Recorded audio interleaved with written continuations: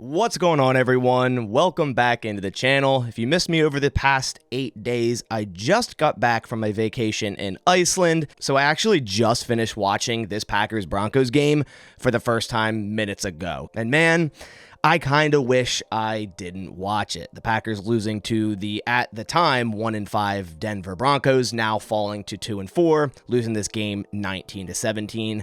There is so much wrong with this football team right now. They're one of the worst teams right now in the NFL, plain and simple. The offense is inconsistent. The defense is inconsistent.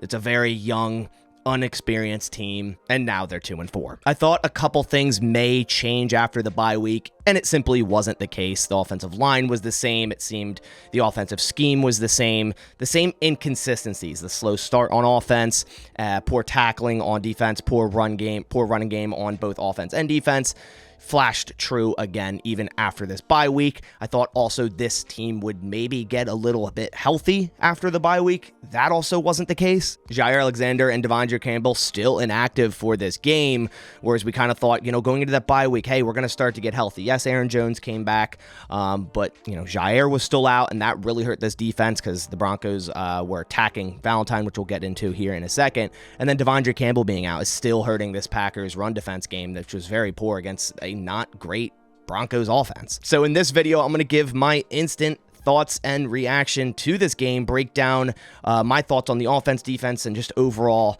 this pretty terrible game. And also, guys, since it's been a while, I do want to remind you, you still have 6 days to enter in this signed Jordan Love Packers jersey here. Thank you to Mojo Fantasy. So Mojo Fantasy is an awesome mix between player stocks and player props. You can buy and sell them live during any game. They have a ton of different prop options for each game, such as the Green Bay Packers when they're playing. So definitely go check out Mojo Fantasy. Downloading the app, link in the description, will enter you in this giveaway. And reminder, this goes through the end of October, so you have 6 more days to enter. If you've already downloaded the app with my link, then you're already entered in this giveaway. But if you haven't, definitely go down in the description, click that link, and check out Mojo Fantasy. All right, so now let's dive into my game notes. And I have a big notepad written here with basically a lot of issues that I saw from this game. Again, I just watched it for the first time minutes ago.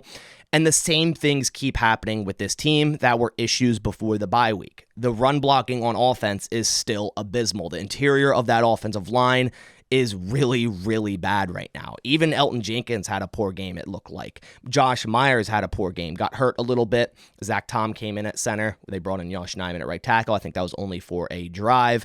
Now, Aaron Jones did return, and both him and A.J. Dillon did do the best they could with the poor run blocking. And there was no switch to this offensive line after the bye week. I thought maybe they would do a little switch, maybe by putting Zach Tom into the interior to help the interior out and bringing in Josh Nijman at right tackle. Still something I think they should do, or put Elton Jenkins out at left tackle because Rasheed Walker still continues to have some issues out there, and just try to switch up this offensive line to put the best 5 out there. Right now, I think Josh Nijman might be one of the best 5 because simply what we have right now just isn't working. And another thing that is so frequent to this offense is starting slow. We saw the last, 3 to 4 weeks, the Packers basically doing nothing on offense to start the first half, and that was the same exact thing in this game. 0 points to start this game against a very bad Denver Broncos defense. Entering this game, they were the worst running defense, and the Packers still only ran 29 times for 137 yards, 4.7 average. Now, a 4.7 average is pretty good, but when we looked at the pregame matchup and how poor this Denver Broncos running defense was, we kind of expected more. A.J. Dillon, 15 for 61, 4.1 average. Aaron Jones, 8 for 35, a 4.4 average. Jordan Love ran a few times, 21 yards there. We kind of expected more out of this running attack to get this offense going, and it simply wasn't there, and it's not the running back's fault. It's just so many times there's run plays where defenders are just already in the backfield and blocks just aren't happening. And like I said, I thought the running backs made the best of the situation they were in. There were certain times when both A.J. Dillon and Aaron Jones made some really nice runs, some nice cuts, found the open hole, and there were some instances where the Packers ran block pretty well, but the majority is still poor in that run blocking game. It all starts in the interior of that offensive line. It just hasn't been good. Now, as for the passing offense, Jordan Love with another pretty mediocre game. Wasn't terrible, wasn't great. 21 of 31 for 180 yards, 2 touchdowns. Of course, that interception late in that game, a 90.8 quarterback rating. But the same things also happened with the offense, especially in the first half. Just inconsistent, unexperienced, young offensive issues, right? So when we look into this offense, a lot of people may have issues with the play calling, and they put it all on Matt LaFleur, which I think is an argument. We can talk about the play calling, but I think the main argument now for this offense is how inexperienced they are, and they're not able to run simple concepts correctly, and they're just not simply executing. There were so many times in this game where the Packers were trying to run a simple screen, and it just looked very jumbled up, not ran correctly. The blocks weren't correct, the depth of the blockers, where the player was that was receiving the screen. You know, you see teams run screens against the Green Bay Packers, and they tend to work, and the Packers try to run screens and maybe gain a yard or two on them, or the ball falls incomplete. There's just so many different plays in this offense that are such simple concepts, and the Packers are failing to execute them. There was a 3rd and 6. The Packers tried to run a stick concept with Christian Watson and Jaden Reed. They both ran to the same exact spot, incomplete. Packers have to punt. So you can't really get mad at certain situations at the play calling or Matt LaFleur when this offense can't even execute a stick concept. Now, that does then again fall back to Matt LaFleur on coaching in practice, getting the guys on the same page. These inexperienced wide receivers, this is a very young team, being able to run something as simple as a stick concept correctly. So yes, you can argue that it's inexperienced players, but also not being coached the correct way via Matt LaFleur. But I don't think the play calling is this massive issue, and that's the reason why this Packers offense isn't clicking. I think it's a collection of everything, right? Sometimes the play calling is bad, but a lot of the times the concepts simply aren't ran correctly, and that's why they're not working. I also think there's issues with this offense on them not using their players to their strengths. Keep seeing Luke Musgrave on short routes, like a 2-yard out route or a tight end screen or a quick crosser route on a drag route. Nothing intermediate to deep. And I know this Packers offense has been abysmal throwing intermediate to deep, but I think you start to build that by using Luke Musgrave across the middle on seam routes, deep crossers, kind of what you expected from him, drafting him in the second round. That's what I expected to see more from Luke Musgrave, and we simply just haven't seen too much of it, and they've really been using him in the short game, which he's been okay in, but I want to see more mismatches with Musgrave across the middle deep. You know, attack Alex Singleton, the linebacker on the Broncos, across the middle deep with Luke Musgrave. That's where I feel you should be using him, and the Packers really haven't. Also, Christian Watson has kind of been invisible for this year since he's returned. He did have 3 receptions for 27 yards, a couple nice catches, and I know he did get hurt later in that game, and I think all the tests came back clear, and he might be okay to play this week against Minnesota. We'll have a first injury update today, so be on the lookout for that from this channel as well, but he's mainly been invisible as well,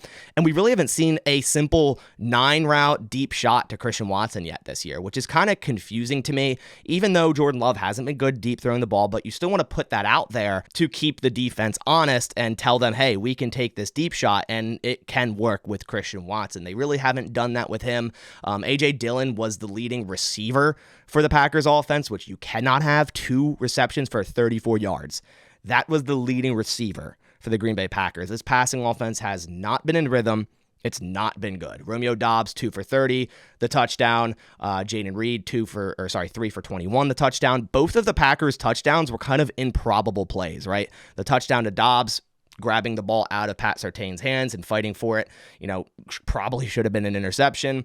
And then, of course, the other touchdown that was thrown to Doubs, tipped up, Jaden Reed catches in the back of the end zone. Awesome concentration by Jaden Reed, but both are kind of improbable touchdowns. Both weren't natural. They didn't look correct. It wasn't like, okay, they scored an easy touchdown there because of what they drew up, kind of like the one Courtland Sutton touchdown against Rasul Douglas the Broncos had, where he was schemed a correct wheel route under 2 other receivers picking Rasul Douglas, and he got wide open, right? The Packers kind of don't really do those things. It seems like when they score, it's very challenging and improbable, and that was the case in this game. And the Packers did start to get some rhythm in that third quarter, like usual, where we start to see this offense heat up, then start moving the ball, scoring some points, getting back into this game, and that was the case again, but again, too little, too late. And also the missed field goal hurt them, of course, losing by 2 points. Obviously the game changes if they do make that field goal, and who knows if the Packers still end up winning, but they definitely didn't deserve to win this game. But it also should have been a game-winning drive for that Packers offense. They had everything set up to go down there and kick a field goal for the win.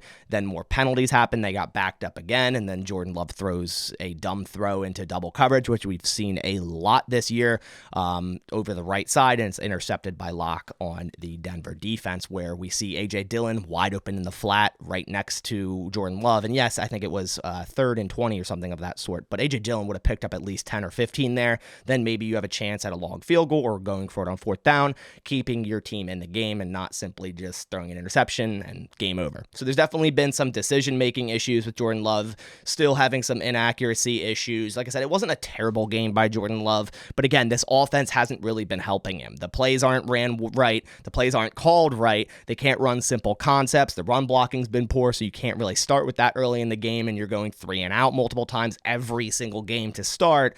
So it's just overall this offense. It doesn't fall on one player. It doesn't fall just on Jordan Love. I think even right now, if they still had Aaron Rodgers, we'd see some of these same issues arising, and this team still wouldn't be good. As for this Packers defense, again, still inconsistent and still getting beat in the run game. Jair Alexander out of this game really hurt this team, as I said earlier. The Broncos attacked Carrington Valentine early and often in this game, and he got beat often. The Denver offense, converted a lot of 3rd downs, and this Packers defense made a poor Denver offense look like one of the best in the league, and that's kind of the problem with this defense. Every game we go into, we make that other offense look like it's their best game of the season, and that happens every single game. The defensive line continues to get pushed around in this running game.